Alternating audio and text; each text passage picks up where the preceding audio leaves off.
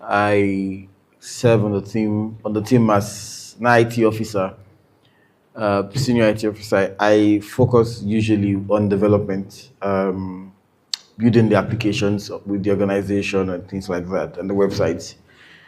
So today we would be going through a digital safety and security class, but this class is tailored with practicals. The last time I had a digital safety and training class, we just went through the basics, but this has a lot more practicals. And so I'll need you to be as attentive as you can be, but I'm also going to need your attention and your response a lot of times. By now, I believe that the conversation around digital rights is not new. We just had the digital rights class, and that we basically understand what our rights are. So,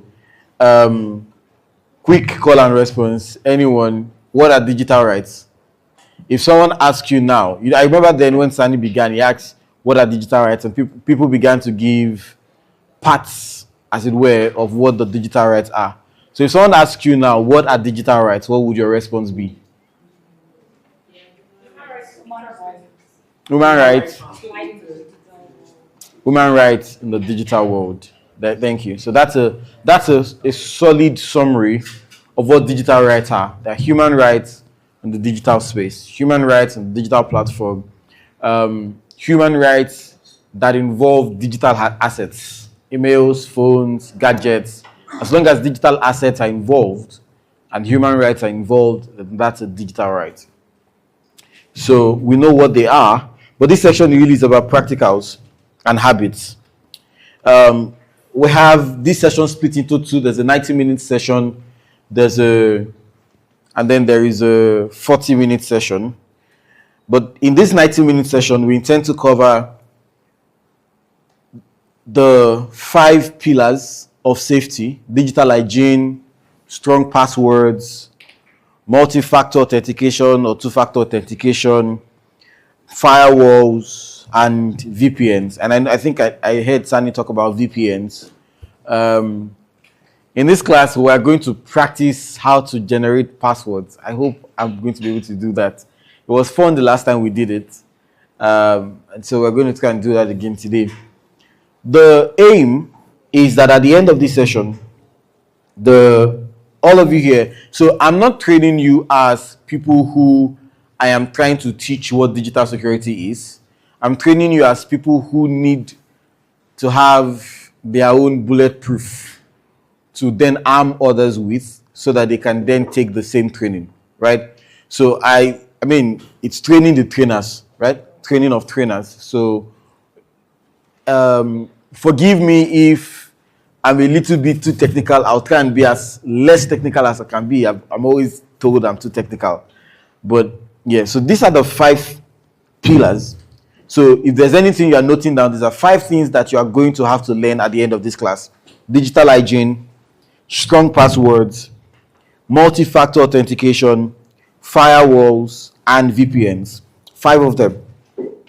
And then we're going to have immediate integration, so things that you need to do immediately, and then how you are going to translate all these pillars into localized trainings for different organizations, and then how you can then have institutional audits to ensure that insecure channels become secure channels and that you are safe and good. So we're going to look at all of that. So let's do where's my mouse? Let's do a 5-finger game. Let's do a 5-finger game. So can we raise our fingers? Drop a finger if you know someone that their WhatsApp account has been hacked before. Drop a finger. You know someone whose WhatsApp account has been hacked before. Okay. WhatsApp. Okay, so let's go. WhatsApp, Instagram, Facebook.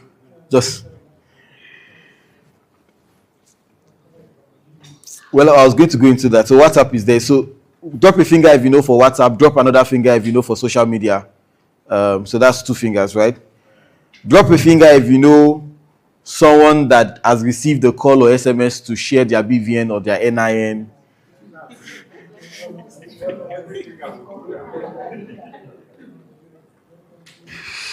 Drop a finger if you know someone whose money was taken out of the bank fraudulently without the person aware.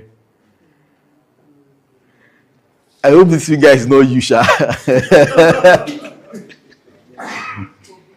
Drop a finger if you know someone who posted something and they were asked to take it down by the government or security personnel.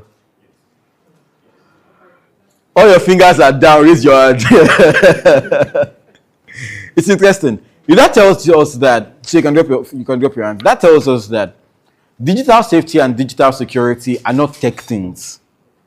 They are our everyday reality. And so knowing your rights is really not enough. We know that our rights are privacy, expression, data protection. Those are human rights. But in truth, those things are actively targeted in Nigeria.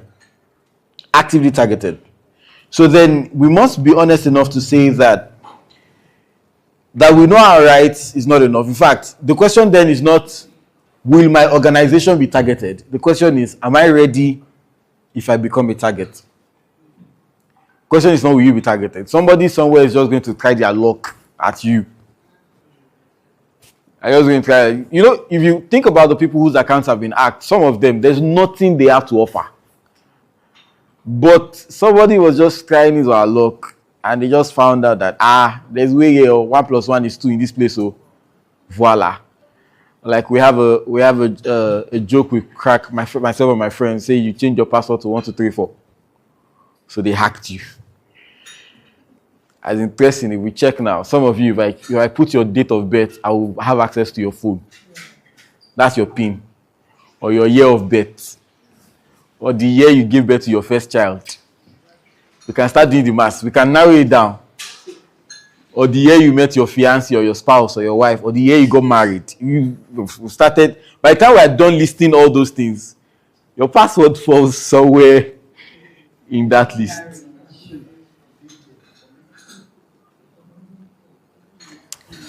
So the question is, are you technically ready if anything funny happens? Because there are reward stakes. There's the Cyber Act crime, the 2015, that tries to leverage on digital postings and investigative reports. People have used that, actually.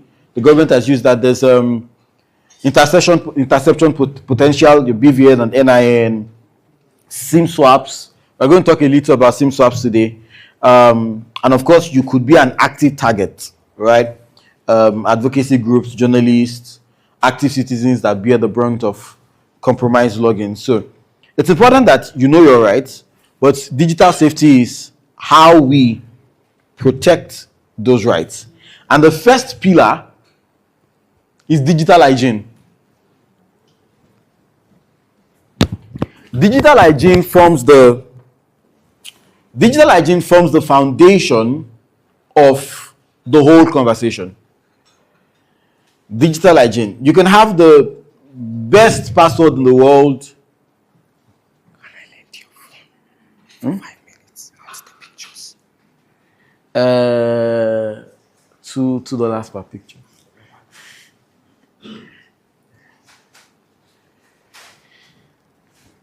Okay, I think I should be fine.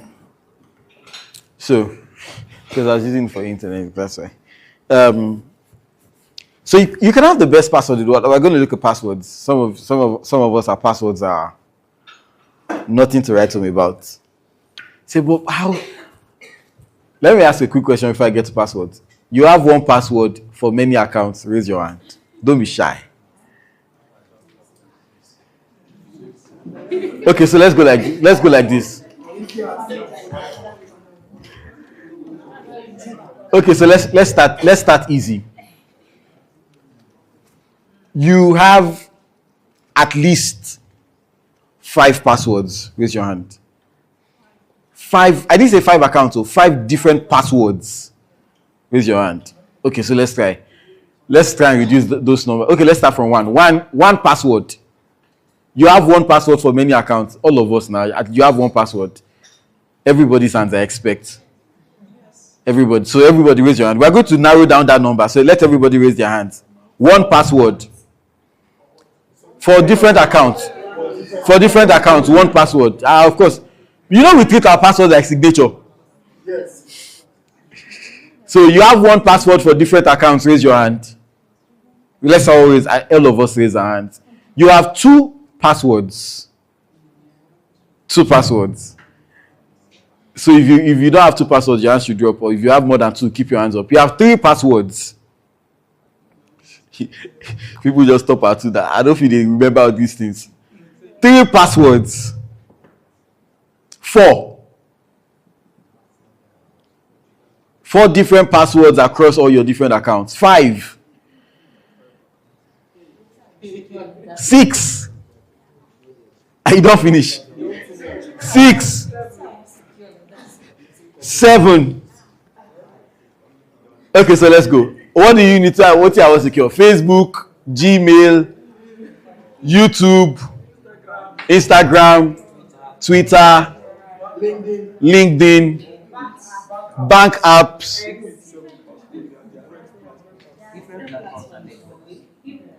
And then there is bank apps. There are different bank apps.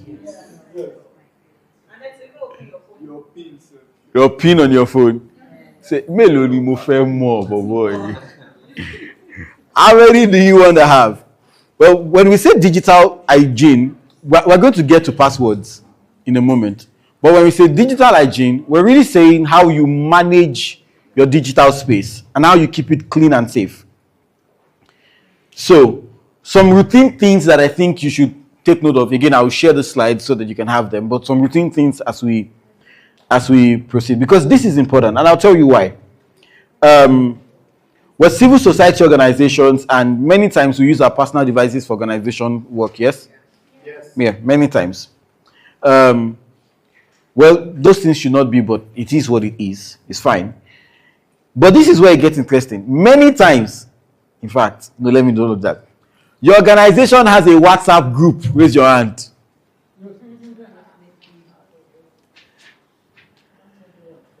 You know that's not right. We'll get there now. So how do we communicate? It's not right. WhatsApp was not designed. Depending me that I'm talking, my organization has a WhatsApp. And I fought against it, but when I saw that, it was just me talking. And no, even that I joined them, they had to threaten me. That why it's an organization policy now that we use WhatsApp for. I know they do WhatsApp for conversation. WhatsApp was designed for private, personal use, not professional settings. WhatsApp business is for business owners. It was not for professional settings. There's Slack. There's Discord. If you don't want to use any of their Signal, those are designed for professional settings. WhatsApp was not. I hope you know. Okay.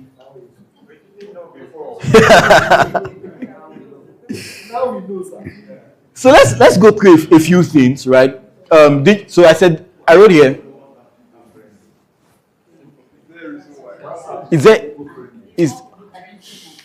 You are used to WhatsApp. Let's not say people friendly.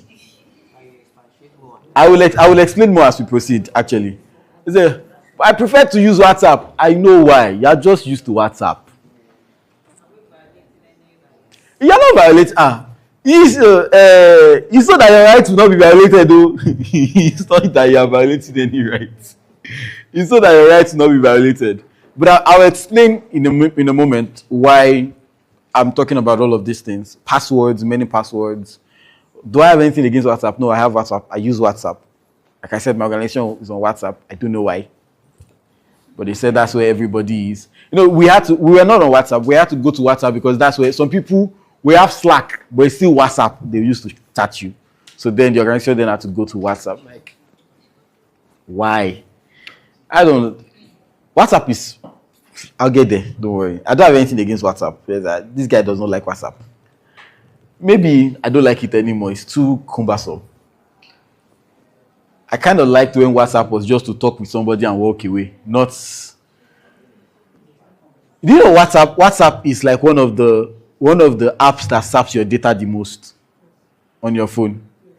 Because, yes, now, in fact, the more contacts you have, the more data it consumes. The more your contacts love to post status, the more, especially if you have those people whose status used to look like bead.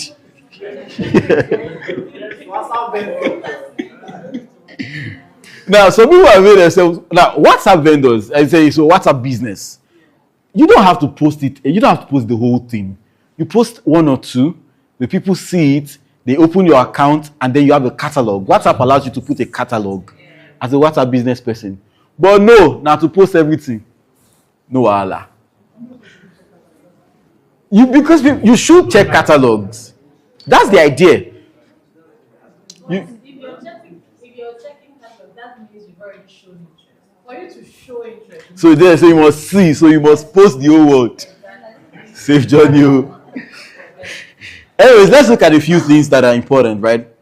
And I put here treat these habits not as optional guidelines, but as mandatory security policies across your organization. So they are simple practices, right? And I'll just list them out. The first thing is that the staff should routinely deploy personal endpoints for institutional deliverables. So I'll explain what this means because this is a lot more technical jargons.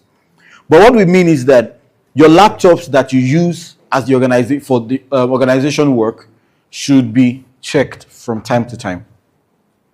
For instance, one of the things I always tell colleagues, and we say a lot, is you should not do professional stuff on public free Wi-Fi.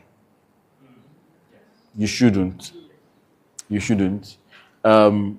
Particularly public free Wi-Fi. You shouldn't. You don't know who else is on that Wi-Fi, who joined that Wi-Fi to not work. He just wants to test the waters if there's a shark and just catch it. So we're going to talk about how to, now in case you have to work and the only access to the internet you have is a public free Wi-Fi, there's a way around it. We'll get there. So simple things to note. Shared workstation configurations are often common. Of course, this is just basic things. Informal transmission, via consumer apps like WhatsApp remain the norm. That's what we do in Nigeria. I don't know why. Web presence is frequently left unpatched, leaving CMS. Again, this is a lot more technical because I kind of thought we're all going to be technical. So let's go to the simple things. Active patching, force automatic operating system across. So in your organizations, one of the things you should do is to ensure that everybody updates their operating systems every single time there's an update. Particularly, and this is important, especially if you're using Windows. I know Windows has that bad habit. Every AK market day, there's a Windows update. There's a reason to that. It's security patches. So many times, they find out, because they are the producers, so they find out that there are vulnerabilities to what they have given you to use. And to ensure that you don't fall prey to those vulnerabilities, they quickly give you a patch to cover up for that vulnerability. That's why you have many of those things. So if I ignore an operating system update, I am setting myself up for hacking. Because whosoever has access to that vulnerability before it was patched, if the person comes for you and he finds you unpatched, then they'll send email in your post office and you'll be gone for it. So operating systems need to be updated as often as possible, as often as they show up. Right? You must update the operating systems. You must keep your antivirus software up to date. Well, I think devices now come with antiviruses. I know Windows come with Windows Defender, right? With the Android operating system, it sort of has like an antivirus embedded into the whole system. So you don't actively need to update your antivirus, but it also then means that your operating system needs to be up to date. So let's do a quick test. If you go to your settings now on your device, iPhone or Android, is your OS up to date? Everybody? No.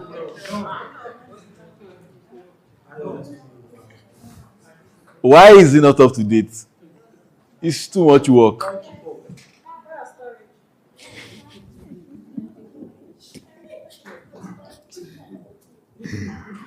What? Oh my god. Wait, I was going to say something, but I don't know if this. But your phone should have SD card slot, right? I don't know if phones still do. iPhones don't have. I know, so if you're using an iPhone, you're gone. Your operating system needs to be up to date if you want to be as safe as you can be on the internet. That's the first thing. Operating system. Your operating system needs to be up to date if you want to be as safe as you can be. So the first thing you do with digital hygiene, your operating system has to be up to date. Always. Digital hygiene action number 2. So the first one is active patching, forcing automatic operating system and software updates. So that means when you get to your organizations, you're going to tell everybody, get your operating systems up to date. Everybody. I remember I was on one of my senior colleagues' laptop some months back, and she said she wanted to do something, but she wasn't able to do it, so I quickly did it. But then she uses a MacBook, and I was looking at the background and which operating system is this? So I checked. She didn't know I checked. And it was the operating system that came with the laptop the year it was bought. I smiled. And I just put it in my to-dos at the end of the year, because we have a end of the year retreat when everybody's around, because she's not in Nigeria. So when she's around, I'll just go and see her, bring your laptop. You will not cover us. So everybody's OS must be up to date. The second thing is attachment discretion. Why is your WhatsApp set to auto download for images and videos? Why? You should remove that setting. I'll tell you why. Maybe, okay, you are still thinking of your space on your device. Me, I'm thinking of hacking. Because, I was at the training yesterday, and I shared something with they were judges, so I shared something with them, and they were all stunned. Said, it's possible that I would want to hack your device, so I'll send you a file as an attachment. Now, normally it should be you to download it and say, I don't want to download this file, I don't need this file, and go. But you already set to automatic download. So that means without you doing anything to say, yes, download this file, or no, download this file, I already have access to whatever I wanted to have access to. You should not so. Task number 2, yourself and everybody. No automatic download of attachments. On phones, via email, somebody sends you an attachment via email. If you are not expecting it, send an email back. Why am I getting this? Especially if it is somebody that you don't usually receive conversations from before. Like, why are you sending me this email? Why am I getting this attachment? And I'm very specific because, again, I'm not trying to come and say, oh, this is digital security, this is what is not. We don't need the technical terminologies. We need to know what to do to be safe. Practicals. So, don't open attachments that you were not expecting. Don't set it to auto download. Open your phones. Do it now if you are guilty. Quickly. If you are guilty of it, go to your WhatsApp settings. I can't remember exactly where it is. Go to your WhatsApp settings, privacy, I think, and then Wi-Fi. You should not even auto download on any, whether it's Wi-Fi or mobile data. You should, So your settings, WhatsApp settings, go to settings. I don't need to see your WhatsApp. Settings, privacy. Is it privacy? No, it's not privacy. Let me see. Storage and data. Yes. Storage and data. See, is auto download. Auto download quality, no. So you see a media auto download section under storage and data. So this one, when you are using mobile data, it said you should download photos. I've removed it. When connect, so usually what is auto set is when you are connected to Wi-Fi, auto download everything. So I've removed it for you. So go to settings, go to, where did we go again? Settings, storage and data. And go to the last section. You see auto download for media. Moroof everything. Moroof it. Joshua, you are teaching us new things here. If you see the embarrassment I have done to myself. Thank you.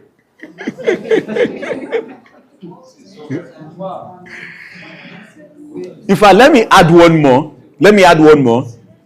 But I can't remember exactly how I did it. But let me add one more. You can, on WhatsApp, set your WhatsApp to not automatically save downloaded images to your gallery.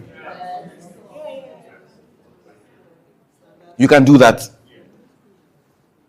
So now when somebody sends me a picture, I decide if I want to save it. Or if it's just going to stay in this conversation. It's not everything I need to save in my gallery. This picture is for this conversation. Whenever I need to come back to it, I'll come back to this conversation and I'll locate it. You should do that.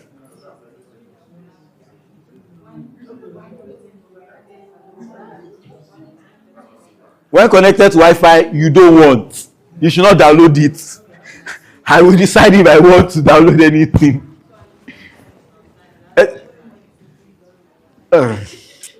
Especially, you are working. Okay, you remember how Matthew began this conversation? Matthew said that, I'm going to take my time with this in this class because I actually need you to get it. Matthew said that there was a period where they noticed their servers went down and they could not recover anything. They did not offend anybody. Somebody somewhere just figured, Nigeria network of NGOs care. Why are you having a coalition of NGOs in Nigeria? Let's ensure this does not work. You don't have to do anything for anybody to target you. Somebody can just be testing the waters. Newbie that they just thought to start hacking. Just let me even test if I can hack this person's laptop in my area. Or get access to this person's Wi-Fi. I'm going to get to your passwords or Wi-Fi in your office now. Office Wi-Fi, so we're going to get there. So automatic download, remove that. Let me add this. Don't plug your phones or USB devices to gadgets that you don't know.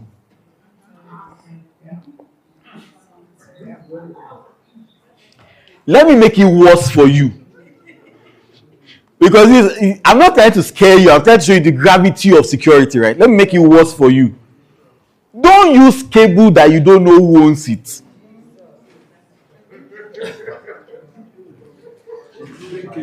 Including cable.